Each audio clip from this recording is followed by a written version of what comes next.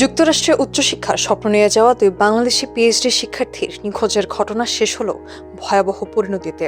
ফ্লোরিডার university of south ফ্লোরিডার শিক্ষার্থী জামিল আহমেদ লিমনের মরদেহ উদ্ধার করেছে পুলিশ। সঙ্গে নিখোঁজ নাহিদা সুলতানা বৃষ্টির মৃত্যুর বিষয়টিও নিশ্চিত করেছে তার পরিবার। বিশ্ববিদ্যালয় কর্তৃপক্ষ জানিয়েছে, সবশেষ গত 16 এপ্রিল দুজনকে দেখা যায়। এরপর 25 এপ্রিল ফ্লোরিডার হাওয়ার্ড ফ্রাঙ্কল্যান্ড ব্রিজ এলাকা থেকে জামিলের মরদেহ উদ্ধার করা হয়। জামিল ভূগোল, পরিবেশ বিজ্ঞান ও নীতি বিষয়ে পিএইচডি করছিলেন, আর বৃষ্টি একই বিশ্ববিদ্যালয়ে রাসায়নিক প্রকৌশলে পিএইচডি শিক্ষার্থী ছিলেন। জামিলের ভাইয়ের বরাতে জানা গেছে, জামিল ও বৃষ্টির প্রেমের সম্পর্ক ছিল এবং তারা বিয়ের পরিকল্পনা করছিলেন।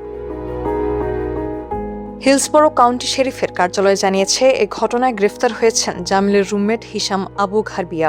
26 বছর বয়সী এই মার্কিন নাগরিককে জামিল নিখোঁজ হওয়ার পর কয়েক দফা জিজ্ঞাসাবাদ করা হয়। পরে তিনি সহযোগিতা বন্ধ করলে পুলিশ তার বাড়িতে অভিযান চালায়। তখন তিনি ঘরের ভেতর লুকিয়েছিলেন। সোয়াট ও আলোচক দল ঘটনাস্থলে গেলে তিনি আত্মসমর্পণ করেন। পুলিশ জানিয়েছে, হিশামের বিরুদ্ধে মারধর, শারীরিক আঘাত, জোর করে আটকে রাখা, প্রমাণ নষ্টের চেষ্টা, মৃত্যুর ঘটনা না জানানো এবং মৃতদেহ অবৈধভাবে সরানোর অভিযোগ আনা হয়েছে। আদালতের নথি অনুযায়ী 2023 সালেও তার বিরুদ্ধে শারীরিক আঘাত ও পারিবারিক সহিংসতার অভিযোগ ছিল। বৃষ্টির বিষয়ে এখনও মার্কিন প্রশাসন আনুষ্ঠানিক বিবৃতি দেয়নি। তবে তার ভাই জানিয়েছেন, স্থানীয় পুলিশ পরিবারকে মৃত্যুর খবর নিশ্চিত করেছে।